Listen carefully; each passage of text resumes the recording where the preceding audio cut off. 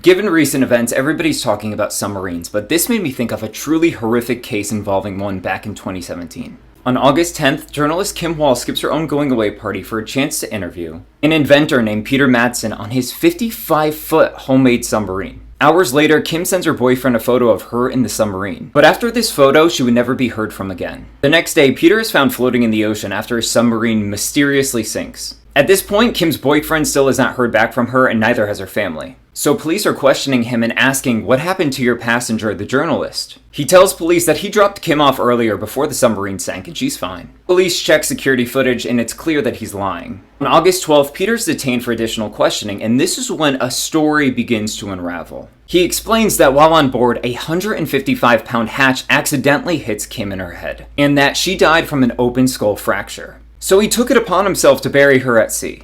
On the 13th, the sunken submarine is brought up from the water. Investigators quickly realize that it was intentionally sunk since both hatches of the submarine were left open. They also find dried blood in the interior of the cabin. On August 21st, a cyclist discovers a headless torso of a woman that's washed up on shore. When medical experts examine the torso, they find 15 stab wounds on it, all of which are in the lower groin area. And they match the DNA of the torso to Kim Wall. On October 3rd, prosecutors in court share a horrific video that's recovered on Peter's computer. The video is that of a woman being executed in a very graphic and sinister way. The video includes dismemberment.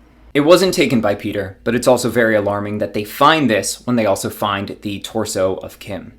Just days later, divers recover Kim's head, legs, and also all the clothes that she was wearing on the day of her disappearance. All items were bagged separately and weighed down with pieces of scrap metal. And dental records were used to confirm the identity of Kim. Her left arm wouldn't be discovered until November 22nd, and her right would be discovered on the 29th.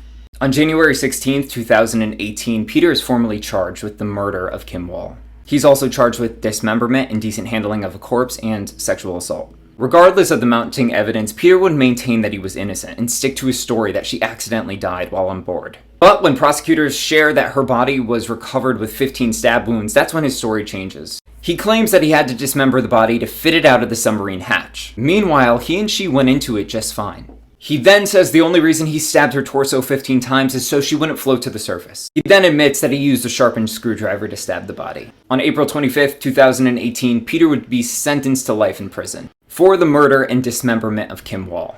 Aside from all the mounting evidence, it was very clear that this was premeditated to the jury because he had brought items on the submarine that weren't usually standard, like the sharpened screwdriver, but also a handsaw. He says the only reason he brought a handsaw was so this way he could build shelves on the submarine the following day. So that's why there was no wood on board the submarine, because he was going to build those shelves the next day. And just when you think this story couldn't get any more outlandish, he would briefly escape from prison after bluffing to the guards that he had weapons. If you enjoy these kind of strange history videos, please feel free to follow along and subscribe to my YouTube channel, where I will be unboxing more history.